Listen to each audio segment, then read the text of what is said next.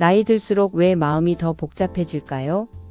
몸은 느려지고 주변은 조용해지는데 머릿속은 오히려 더 시끄러워지는 것 같지 않으신가요?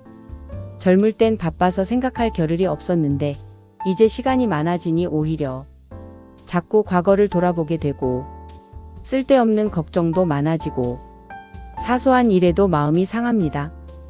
왜 저 사람은 저렇게 말할까? 왜 내 자식은 날 이해 못할까?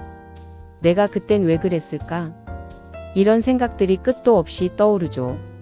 하지만 그럴수록 우리는 점점 내면의 평온과 멀어지게 됩니다.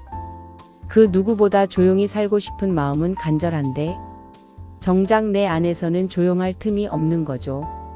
오늘 영상에서는 그 복잡함을 조금은 덜어내는 방법을 나눠보려 합니다. 나이 들수록 버려야 할 것, 그리고 가져야 할 것. 이 두 가지를 정리해 보는 것만으로도 마음이 훨씬 가벼워질 수 있거든요. 혹시 아직 구독과 좋아요 안 누르셨다면 앞으로도 이런 이야기 계속 함께하고 싶다는 의미로 한번 눌러주시면 정말 큰 힘이 됩니다. 그럼 시작해 볼까요? 첫 번째로 비교를 버리고 나만의 기준을 가져야 합니다. 사람은 평생 비교 속에 살아갑니다. 젊었을 땐 성적을, 결혼하면 배우자를, 일을 하면 돈을, 그리고 나이가 들면 자식과 건강, 심지어 내가 어떻게 늙고 있는가까지도 비교의 대상이 되죠. 저 집 자식은 잘 되던데, 나보다 나이도 많은데 저 사람은 저렇게 건강하네. 나는 뭐하고 살았나? 하지만 이런 비교는 절대 끝이 없습니다. 위로 보면 부족하고 아래를 봐도 만족이 없고 결국 남과 나 사이에서 계속 마음만 휘청거리게 되죠. 나이 들수록 중요한 건 남이 아니라 나만의 기준을 세우는 겁니다.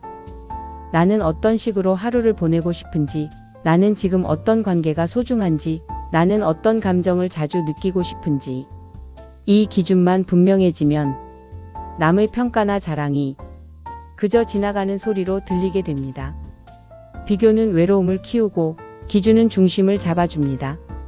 두 번째는 미움을 버리고 거리를 둘 줄 아는 마음을 가져야 합니다. 살다 보면 상처 주는 사람도 있고 도저히 이해되지 않는 행동을 하는 사람도 있죠.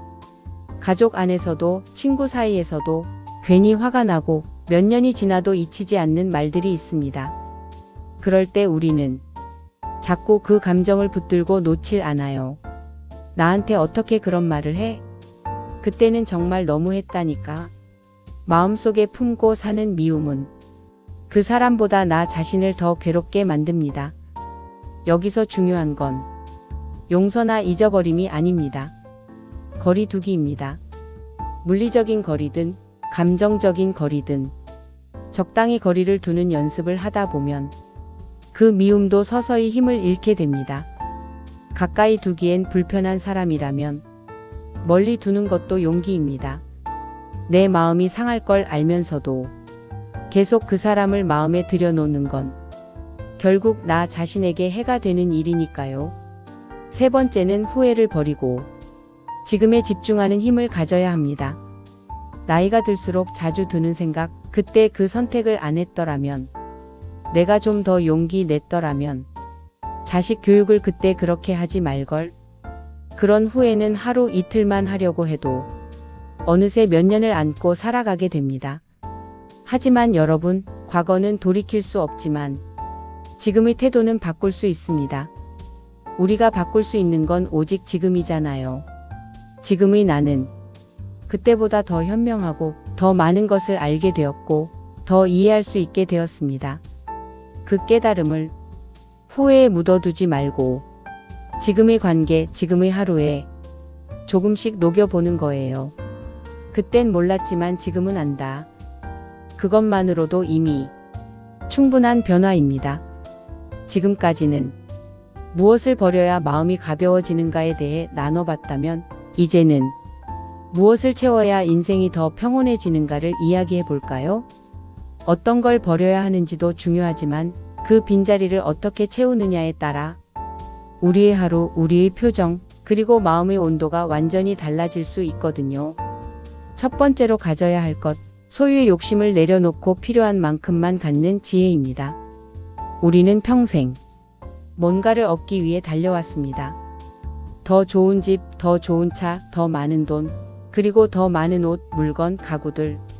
하지만 나이 들수록 느끼는 건 많다고 행복한 게 아니구나 하는 거죠.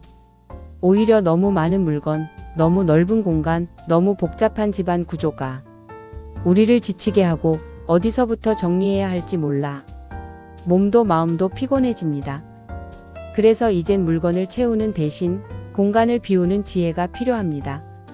정말 자주 쓰는 것만 남기고 기억에만 있는 물건은 사진으로 남기고 남에게 줄 수 있는 건 아낌없이 나눠주세요.